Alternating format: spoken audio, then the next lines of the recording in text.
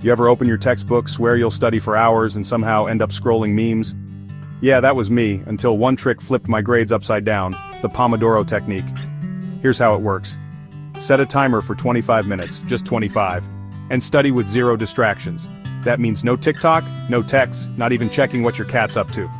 When the timer rings, take a 5-minute break. Stretch, snack, vibe out. Then repeat. I know it sounds too simple, but science backs it. Your brain loves short bursts of focus way more than marathon study sessions. It helps you remember stuff and you don't burn out halfway through your notes. The real game changer?